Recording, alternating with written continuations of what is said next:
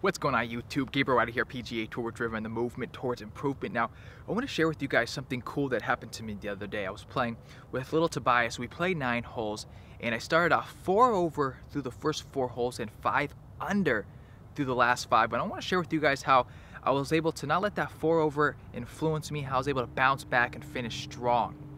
Now, I want to name this video Smiling in the Face of Adversity, because I believe there was this fallacy or misleading notion that when you play golf, you're supposed to hit good shots, things are supposed to go good, life is supposed to be easy, it's not supposed to be hard, there's no such thing as plateaus.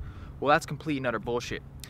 Even for me in these YouTube videos I make, I remember just a couple weeks ago I was recording, editing 20 minutes of footage, all of a sudden my computer shuts down, I lose all my video. So these are the things that happens in life, these are the things that happen in golf. And it's how you react when things are going bad is what separates the boys from the men. So first thing I want to share with you guys is what steps you can take to not let those bad shots, bad holes influence you. Now, I've seen a lot of guys when they start bad or relatively worse than what their normal game is, react in negative ways. They get emotionally involved, especially at junior days, but I still even see this today even with pros, where it'll start off bad and you'll see somebody get real angry. They'll go, "What the fuck are you doing? Get your fucking head in the game, you idiot." Now for me, I was more of a Debbie Downer. I was like, oh my gosh, what is going on? You know, I remember when I was younger, if I needed to play good in a tournament, I didn't start off good.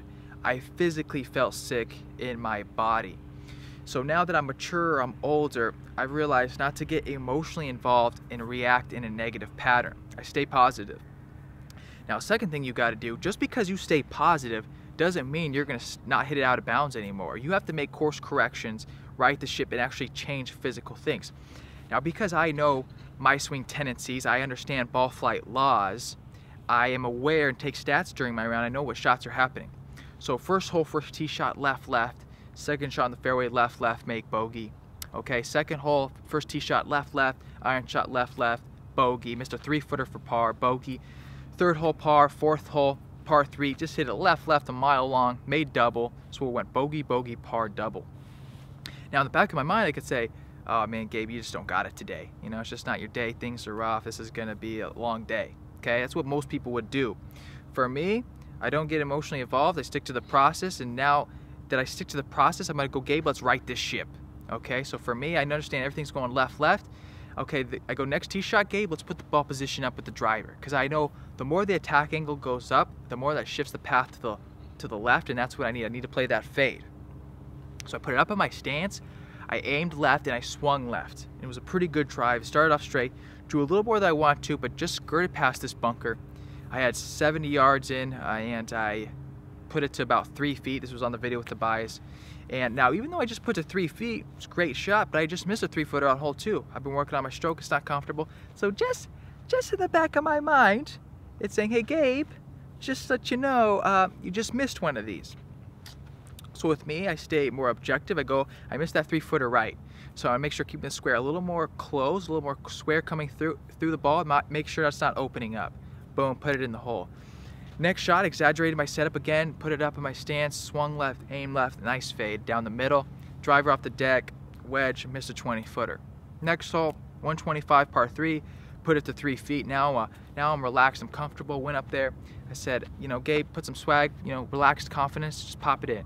Boom, in the hole birdie. So what? Birdie, par, birdie. Next hole, par 5, downhill, downwind, par 5, did my corkscrew thing. What-ha! Okay, down the middle, had about 265 in, pulled out my 3-wood, swung left, hit it on a string, landed like 230, 235, rolled 30 yards, gave myself 5.5-footer. Now at this time, I got this eagle putt close. Tobias, he's holding the pin, he's like, Gabe, he's like, you make this putt. You make this right now. He's like, don't worry about those people behind us, because we had some people riding us, it was really packed. He's like, don't worry about them. He's like, you take your time, you make this thing.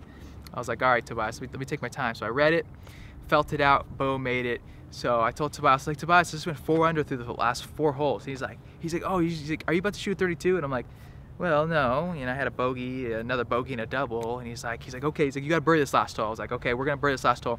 Shoot 1 under after being 4 over through 4 holes. Once again, changed my setup with the driver, hit it down the middle, and I ended up to be in a divot.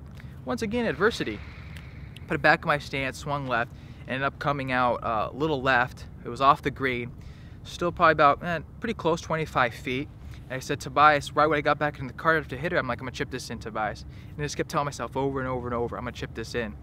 So we drive up there. It was a pretty tricky chip, actually. It was downhill, left to right, not much green to work with. So I set up, kind of opened up my stance, swung outside in, just barely in on the green. And it's like trickling towards the hole. And Tobias has got the bait. He's like, go in, go in. He was like willing it in for me. And I was like, oh shit, this thing could go in, you know?